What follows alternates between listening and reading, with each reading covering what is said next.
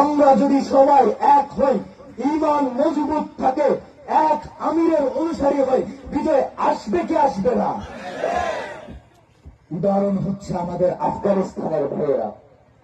আমির একজন ছিল, ওই আমির মৃত্যুর আগে অন্য কোন আমির ধরে নাই তারা। পতাকা একটা ছিল। আমেরিকা 10 বছর যুদ্ধ চালিয়েছে, পরাজিত করতে পারে নাই।